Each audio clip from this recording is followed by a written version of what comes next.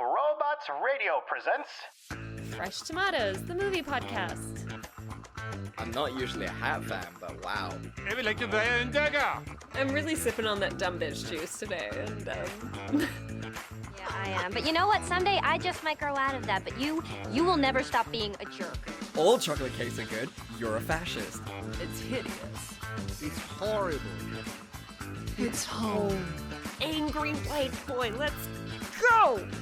Hello, and welcome to Fresh Tomatoes, the movie podcast, the monthly Roundup episode, which, true to fashion, we are a week late on. That's Simone LaRue. That's Chad Ekowitz. And Chad, I think you'll find we're actually 2 weeks late. Oh, you see, that's how good this podcast is. We can't even get the metaphysical joke about us being really shitty podcast hosts right. That is how unforgettably ironic we are. We just living the best millennial lives. To be fair, I don't think we're bad podcast hosts. Okay. We're just bad organizers. That is true, Yeah. which is weird for two A-type people. You know, we're I would so say good we're at organizing pretty... the rest of our lives, you guys. Yeah, it's just the podcast always seems to sort of, you know, get left on the back burner. It's because it's on a Sunday. We record on a Sunday, and everyone knows that nothing gets done right on a Sunday. Not at all. So, like I said, this is the monthly roundup episode, which we've started doing now just to sort of keep up to date with everything that has been released in the month that we're doing that. So this is the monthly roundup for August. So what two movies were released in August that we wanted to review, Simone? We are doing the long, painfully awaited Free Guy. I think we probably saw a trailer for this like 2-3 years ago, and like it's finally out. And we're doing Maggie Q in an action movie as the Protege. Very interesting sort of dynamic between these two movies. Kind of both actiony, but very different ends of the spectrum. Like 100%. Yeah. But still really enjoyable week. Yeah. I like this idea. I think it's a great idea to do these kind of things. Although when you did say the long awaited, I immediately got flashbacks of 007 of James fuck Bond. off. The movie that's never Which going we to come are- out. I mean, I love that it says there, like in the trailer, the most recent trailer, which again, we got another trailer for this week. It said at the end, the exciting conclusion. And I was like, please, just kill it. Just shoot it in the fucking head and end No one this. is waiting. I'm so done. Yeah, everyone hates this. But talking of everything that everyone hates all the time, what are you drinking? I don't know that segue. That was weird. I'm okay No, with we're it. a little rusty. We just got to shake it off and Shake it off. stay on top of things. I'm drinking a nice glass of red wine. Oh, lovely. Nice. Is the weather changing, or is it still sort of red appropriate? It's still How do pretty you red feel? appropriate. We had some springy weather last month, but it's back to just being like fucking horrible. Oh, I'm sorry. Well, at least you have, you know, red wine to soothe your pain. You know, the alcohol ban isn't in force, which means you're gold. Thanks. Yeah, I think so. What are you drinking? I am on some blood orange gin mixed with Sprite. It's got Ooh. like a really nice sort Yeah, of it's Lucas color. beautiful. It's really pretty. I very much like this gin. I am a huge fan of this gin. It's a beef eater, and it's just so good. That sounds so delightful. Good. Big fan of gin now. I've realized that's when I started growing up is when I like gin. I don't know if that's the point. I think when I started liking whiskey, that's when I was like, yeah, I'm grown up now. Well, we all come to it in our own stages, in our own ways. It's just good that both of us found it when we were alcoholics. Right, so I guess that means I win, right? Yeah, you get to go first. Exciting times. All right, so let's do some Free Guy. This story mainly follows Guy, played by Ryan Reynolds, as he walks around his usual everyday life. He gets up every morning, gets a standard coffee of black with 2 sugars, and meets his best friend, Buddy, played by Lil Ray Howery. Together, they go off to work at the local bank. At the bank, Guy is a bank teller whilst Buddy works as a security guard. Every day, without fail, their bank gets robbed. And for some reason, neither Buddy, Guy, or any of the other employees do anything to stop it. The reason for this is that they are actually non-playable characters in a video game. Of course, they don't know that though. They are completely unaware that they are part of the biggest online free roam game of all time, entitled Free City. Free City was created by Antoine, played by Taika Waititi, who is this evil genius asshole who just believes that everyone is a disposable asset that he can treat like dirt. He is on the verge of launching the sequel to Free City 2, and so he is extra stressed and thus an extra big asshole. To make his problems even worse, he has Millie, played by Jodie Comer, trying to sue him for stealing her code. See, Millie believes that the AI algorithm for the game that she created, alongside her best friend Keys, played by John Keary, was stolen by Antoine in order to make Free City. Millie and Keys' game was more of an interactive life event in which the AI software could grow and adapt without any static code inserted by developers. The reason Millie thinks Antoine stole it is because the game Free City is way too complicated and no one had code quite like theirs. Unfortunately, Millie has no proof of this, and so she spends her time playing Free City endlessly to try and discover something. To make things worse for her, Keys won't help her because, get this, he works for Antoine and is as a debugging coder in Free City. This has caused a massive rift between Millie and Keys, and so they no longer speak. During one of her adventures in Free City, something super weird happens to Millie. Guy starts talking to her. Not just like normal NPC standard dialogue, but actual conversation. This freaks Millie out, but Guy believes that Millie is just another person in his world that he can talk to. What really singled her out to him was the fact that she was singing a Mariah Carey song that was his favorite. They start to interact more, and as they interact, they fall more and more in love. Shit gets really weird when Millie informs Guy that he's living in a video game and gives him the controls to actually be a player. This completely fucks with the game, and Antoine is not happy. He decides that on the launch of Free City 2, he is going to close down Free City 1 and thus kill Guy. The internet erupts in panic over this. This is an NPC that is acting like a real-life person, and no one is happy that he is going to get killed. After Guy comes to accept that he is no longer real, he decides to help Millie get the information they need in order to find out if Antoine did indeed steal their algorithm. Around about this time, Keys also agrees to help. The three of them, with the help of Revengeman Buttons, played by Channing Tatum, are able to discover the truth about Free City, and it was indeed made from the base code of Millie and Keys' game. If they could expose Antoine, they would be able to save Guy and get their code back, but Antoine's not going down without a fight. He decides that he's just going to manually destroy the servers with an axe.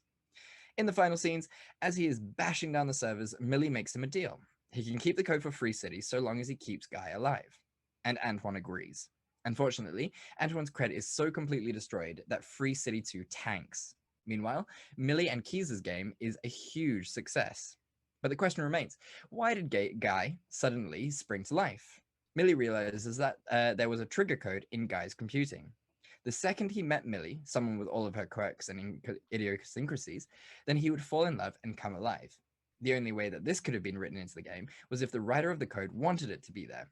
That's when she realizes that Keys actually loved her the whole time, and Guy was his way of showing her that. She then madly runs out into his arms, and they live happily ever after. The end. Ah, the end, Chad. What is your cliffhanger?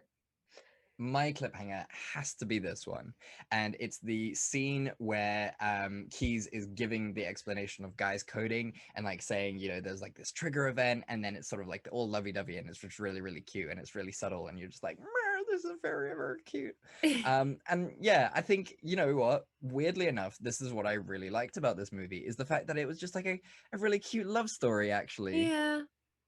Yeah, I don't know. I thought the overall message of the whole thing was very cute too. Like, you know, aren't we all just trying to matter? Aren't we all just trying to exist in this crazy world?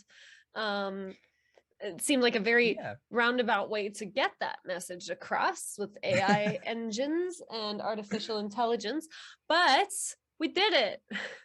We did it. I think it's really cute in sort of like the metaphysical questions and the philosophical questions that it asks, because I mean, you know, there's obviously that theory that nothing exists and we're all just like part of a big computer simulation and all that kind of nonsense. Yeah. But it's like, it's really nice, like you said, to show sort of everyone wants to matter and like, what is the point of existing? And I think Buddy, Guy's best friend, says it best when he's like, they're on the couch and he's just like trying to console him, and he's just like, I'm here with my best friend in the whole world, trying to get him through a hard time. If that's not the meaning of life, I don't know what is. Buddy, like, fuck me, this movie is what so an cute. angel. Oh, you know what? And that's all you can want from life, is just to have those special moments of just your friends and the love that you can experience amongst people. And I mean, you know, that's the basis of our podcast as well. It's just like, it's the simple things, it's the joy in life, and that's what matters, not Yeah. the legacy and creating these No. you know, massive spaceships that you can fly for 3 minutes on the back of, you know, struggling workers who die in your factories. Ahem. Jeff. Jeff, who we know for a fact listens. Yeah, Jeff loves this podcast. Oh yeah. Ever since he's retired, he just goes nuts for it. But honestly, yeah. Jeff, stop listening. This is not for you. We hate you. You're the worst. Bye, Jeff. Bye, Jeff. So yeah, what did you think overall, like, you know, apart from what we've already said, like, you know, of the movie itself, the plot, everything? You know, overall, I was like, yeah, this is a fun action comedy. Mhm. That's it. I was like, this is perfectly fun. I think that Mhm. for a movie that, you know, hinges on like basic knowledge of like playing a giant open world game like that, Mhm. they made fun of gamers a bit much. Mhm. Like, Okay. you know, there are a lot of jokes like, oh, your mom's basement. And then the one dude who's like Uh-huh. living with his mom because he's like a famous streamer and stuff. And even gamers, like, for some reason, all the women, when, you know, when they're doing like interviews, being like, what do you think of blue Mhm. shirt guy? All the women they interview are like, he's so hot. Yeah. Yeah, you make a very good point. No, It's yeah. odd. Yeah. Yeah. So it was just like, did you just guess? Like, did you just look up like 3 popular streamers on Twitch and go, ah, yes, okay. This is Yeah, gamers. I think it falls into the trap of sort of like things like Scott Pilgrim vs. the World and Ready Player One, where it just like assumes these really sort of stereotypical versions of gamers and things like that. And don't get us wrong, like completely there are those people that are like that. You know, But, like- but also sort of statistically speaking, gamers aren't the best people to make fun of because they take it really personally. That and like there's no reason, like it's so, video games are so fucking popular, especially Yeah. post-COVID.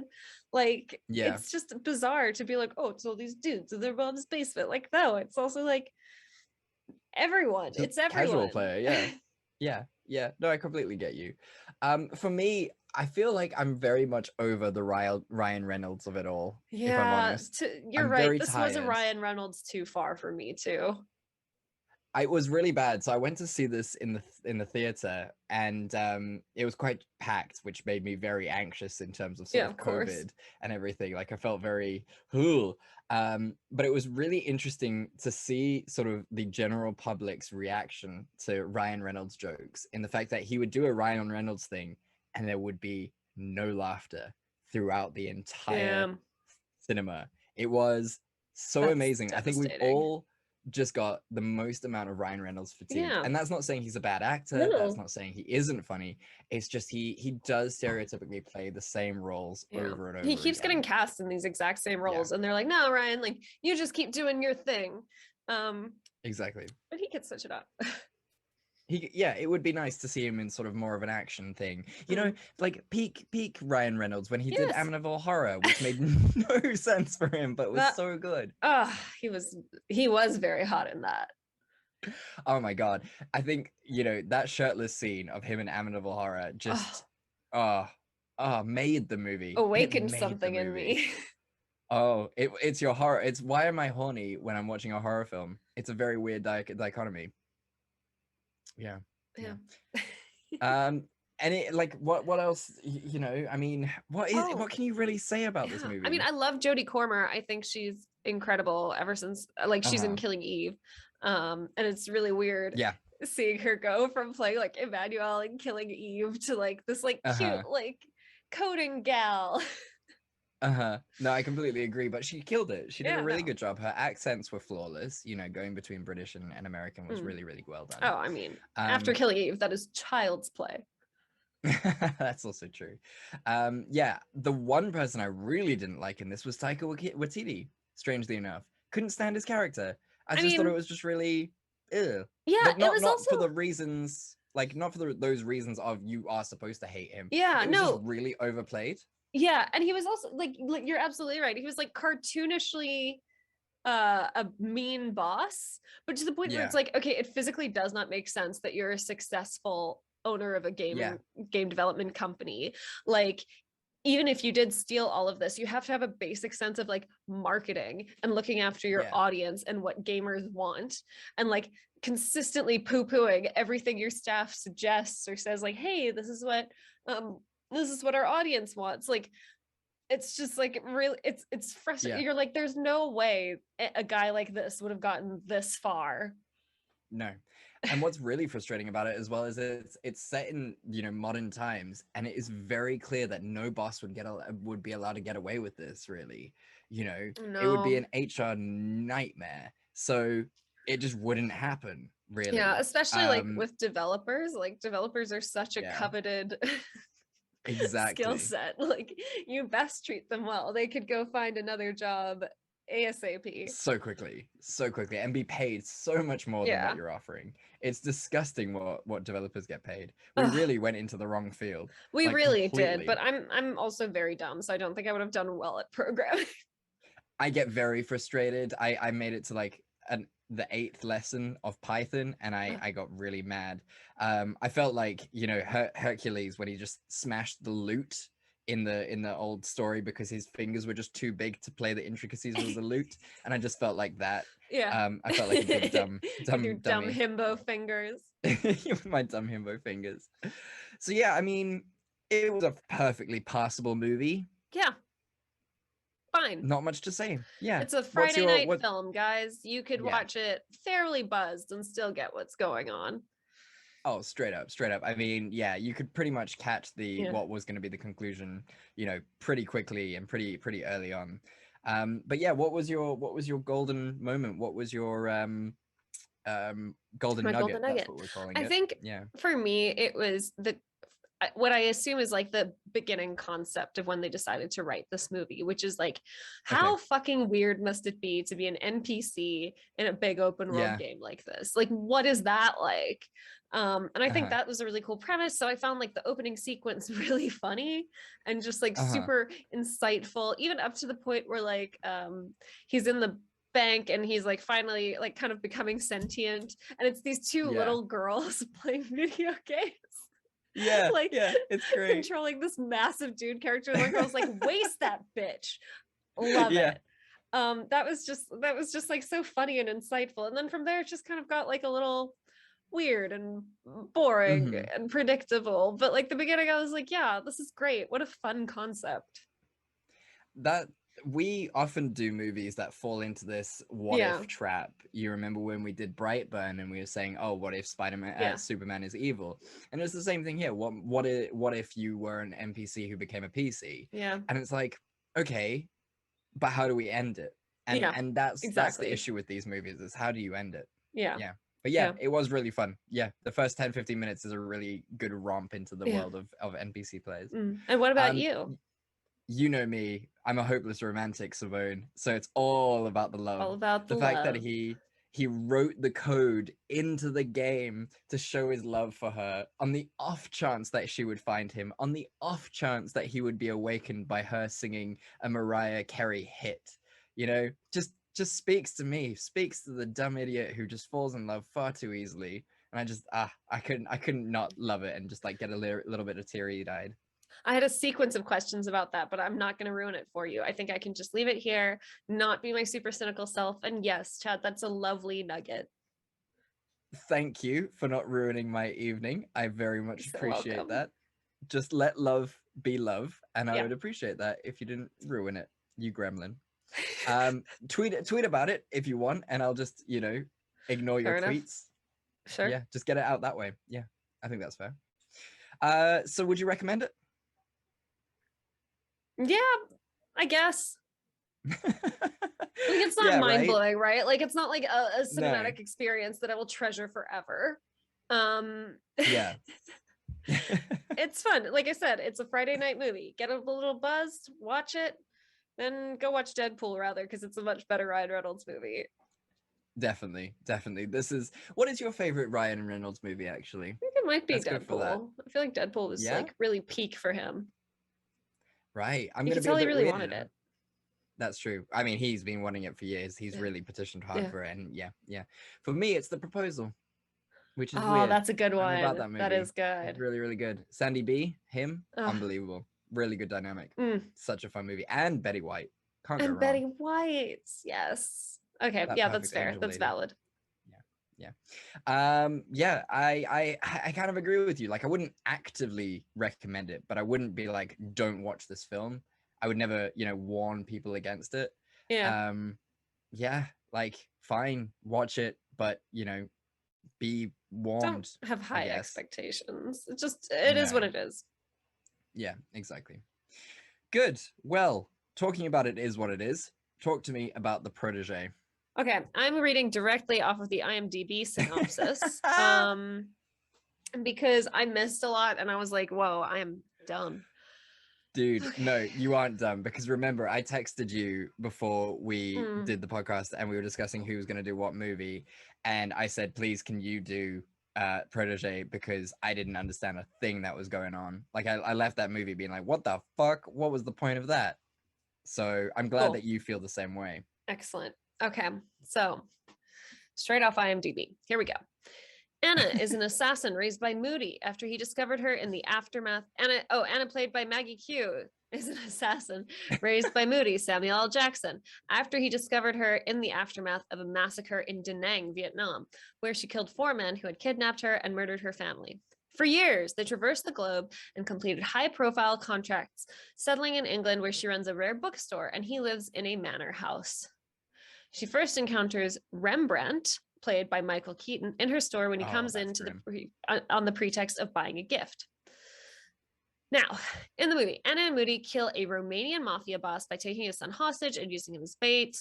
But then Moody is brutally murdered and Anna decides to seek vengeance. She believes that their last assassination target, Edward Hayes, must be involved. She therefore decides to track him down in Vietnam. She's very hesitant about going to Vietnam initially because, it's like where she survived a brutal massacre. Yeah. But she decides to because she wants to avenge Moody's deaths. Well, hi. I've just got a little paw on me. This boy. He's just like, keep going. You're doing great, honey. While she's in Vietnam, she learns of Vol, Edward Hayes' assistant. She sets a meeting with Vol, but Duque, oh my God, this is a terrible synopsis. Oh my gosh. She sets a meeting with Vol, but his lawyer, Duque, kills him. Anna attacks the lawyer, but she's captured. The lawyer tortures her to see why she's after Edward's son, and she's like, I don't know. And then Rembrandt is there. It turns out he's kind of like a fixer, like he's supposed to tie up loose ends. So in the very similar line of work as Anna. He says that he works for the same person as Duque, the lawyer, but he says that his methods aren't really that involved. She then escapes. She goes on a dinner date with Rembrandt because he's very attracted to her. Then they get into a street fight with some thugs. Anna kills the lawyer, so that was a little pointless. It's a lot of back and forth, guys. It turns out Moody's alive at some point, but he set this whole thing up to make amends to Edward Hayes' son or something, but it turns out Edward Hayes is alive too. And then basically at the end, Anna's back where she survived the massacre. She has a whole flashback of the horrible thing. And then Rembrandt shows up, finds Anna. They aim their guns at each other. You hear 2 shots. Anna leaves. That's the end of the movie. Yeah, pretty much. Oh, goodness me. So, I mean, what's your cliffhanger? Just choose one. I don't know. My cliffhanger is this one, and it's when she first meets Rembrandt in the bookstore, and they're flirting. I think. Oh, hot. A Hot 60-year-old flirting. man and an early 30s-year-old woman. That's No, what I Maggie like. Q's in her 40s, dude. No. Yeah, she looks looks incredible. incredible. I think that is one thing we can certainly agree on about this movie is that Maggie Q is beautiful. Yeah, she's insanely gorgeous, and like the dresses and everything that she wears in this, it's just like every goodness single me. outfit. How dare she? Yeah, no, without a doubt. And I mean, to be fair, let's give him credit where credit is due. What's his face? Michael Keaton is actually quite a good-looking man. Even in his 60s, he's Fox He's Daddy got AF. something going on. Like he's definitely got a vibe in this where you're like, I see it. I see Yeah, you, exactly. Michael. Yeah, yeah. So, what did we think overall of this movie? It's one of those classic things, Chad, where it's like, are we Uh-huh. very stupid Mhm. or is the movie poorly written? I think on this occasion we are actually very smart, and this movie is just very, very poorly written. Yeah. Okay. Because most of the time you're wondering why people are doing anything that they're doing. Yeah. They don't set up this moody guy well No. whatsoever. No. I don't understand why he's the main villain. And then Moody is gets- Samuel L. Jackson. You're thinking of oh, Edward sorry, Hayes. sorry, I'm thinking of Edward Hayes. You see what I mean? Yeah. You just don't care. Yeah. And so they don't set up Edward Hayes well, and then it's the white guy, and then he gets shot, and then it's another white guy. Mm-hmm. And why did you not just keep the normal white guy? I Yeah. don't understand. And then there's a biker gang that helps them out, but they're very well connected for a biker gang in Vietnam. Mm, And then she like does go back and have a flashback of her horrible trauma, but like she doesn't really complete any character arc. Like I feel No. like there's an implied weird character arc, but like she doesn't start off missing anything in her life. She actually seems like a very Yeah. balanced, happy, healthy person. yeah. She goes to avenge her mentor. It doesn't seem like she actually has to confront her past at all, because again, she's very happy and healthy and well adjusted for an Yeah, assassin. Exactly. For an assassin, but yes. No, So absolutely. It makes very little sense why anything happened in this movie. And yeah. the worst of it all is that all the good stuff is shown off screen. Yes. You know, there's like her and Michael Keaton get together, and it's like, are you gonna kill me? Or are you gonna fuck me? Yeah. And then It like, cuts to that's all just cuts to afterwards, and it's like, what was the point? Why all the build up? yeah. I don't understand. Yeah. No, this whole movie was a bit of a disaster. Like, Yeah. I thought, you know, I downloaded a copy, completely legal, of course. Yes. That didn't have the subtitles for the beginning, and I thought maybe that would have ruined everything. Mm-mm. But then the further on we got in the movie, and then suddenly, you know, Doesn't matter. Samuel L. Jackson comes back to life, and you're just like, but the guy who got murdered is a completely different build, and she's supposed to be a mega awesome assassin. She would have known that, right? Yep. I don't. Yeah. Yeah. Look, the investigation, like all the investigative stuff, didn't lead to anything. All the killing didn't lead to anything. And then she kills fucking Michael Keaton at the end, or it's implied that she kills Michael Yeah. Keaton at the end. Again, off screen. Who gives a fuck? Why? Why?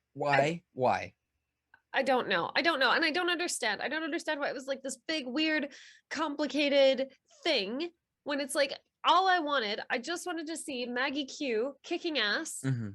in Vietnam. Exciting. Yeah. Perfect. Great. Being sexy with Michael Keaton. Also perfect. Exciting. Super great. fun.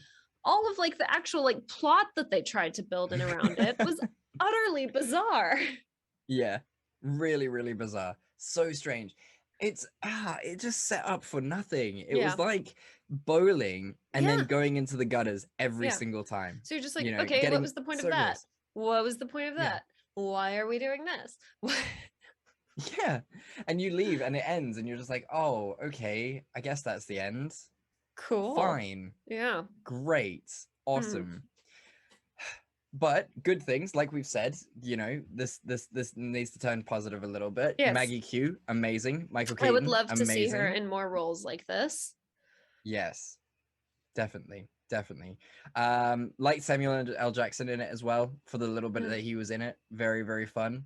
Yeah, and again, Maggie Q's sort of fight choreography was really fun as well. So good. So That was good. banging. Yeah, she was very cool. Love it when a But woman yeah. breaks a man's neck with her thighs. Oh, it's always fun. I mean, Mm. you know, some men also find that confusing, and it's like, why am I horny? but I've just watched a murder. Very, very confusing. Yeah, so I mean, let's try and get a golden nugget, because again, I guess like there's not really much we can say apart from because it was so bad and it was so disjointed. There's nothing we can really say about and I it. wanted to like it. I really wanted to like it. Yeah, no, I completely agree, but they really did everyone dirty in this film. Really, they did. So golden nugget, really just the dialogue between her and Michael Keaton. It was so snappy. They had great chemistry. It was so funny. It was great. That was outstanding. Yeah. Although I really don't know why, but it just like it hits me the wrong way. It hits my ear the wrong way when anyone says pussy, but especially a woman. Like it just I don't like it as a word. Different. Yeah, it's not a great word. Not a great word. Doesn't make me feel good inside. But yeah, I mean, golden nugget, maybe the action scenes were really, really fun. That whole scene where she hangs the dude in her prison cell, really, really You fun. mean the lawyer that was set up to be like the ultimate bad guy and then was easily overcome and murdered?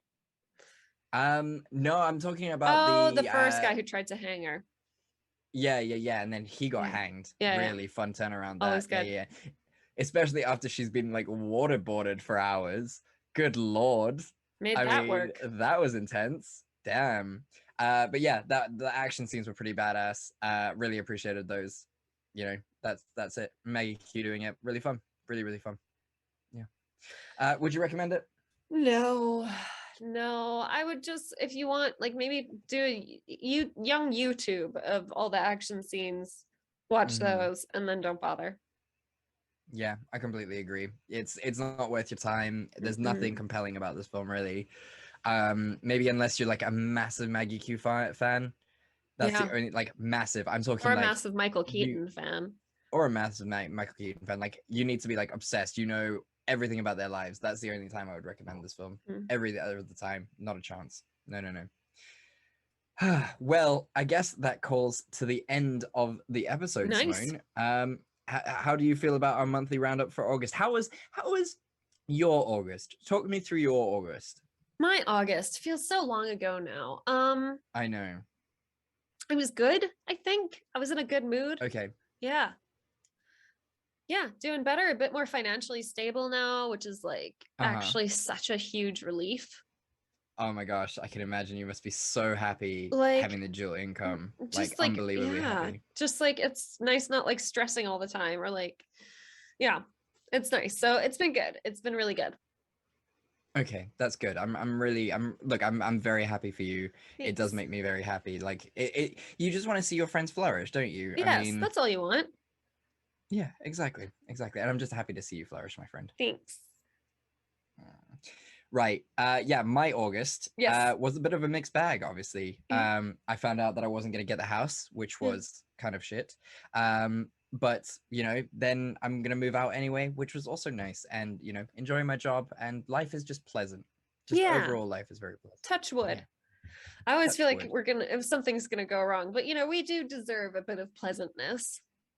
I know you're really suspicious after 2020. Like you are very anti the universe right now. And I mean, it's understandable. I mean, all of us don't sort of, you know, trust the universe. And for very, very good reason. This last year and a bit has really fucked everyone up. Oh my God. So yeah, we're going to be cautious. Of course you are. No doubt.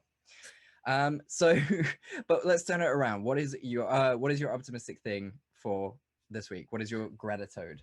My gratitude is friends. I am reminded of just how lucky I am to have such wonderful, lovely people in my life who make me feel so loved and safe.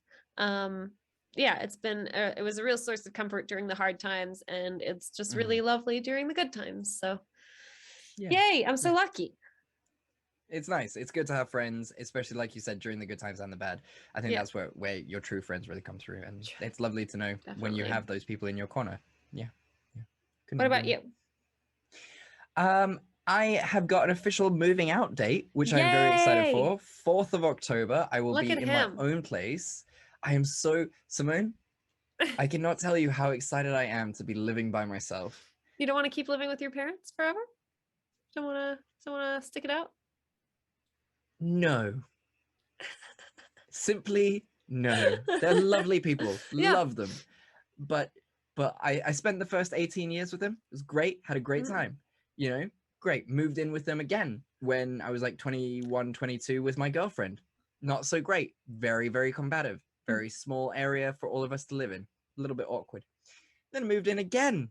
Can't just get rid of me. I'm like a fucking boomerang. Oh, yeah. Hopefully this will be the last This time. one sticks. But this one sticks, and it will be the first and only time that I will be living alone, because I will probably move in with my girlfriend after this. So I'm just going to enjoy the next 6 to 8 months of just solitude. Like, this will be my fortress, and I'm so unbelievably excited. I love that so for you. unbelievably excited. Yeah, it's gonna be great. Right, Simone, you're gonna hate me. Are you ready to hate me? Oh God. Oh God. What are we doing?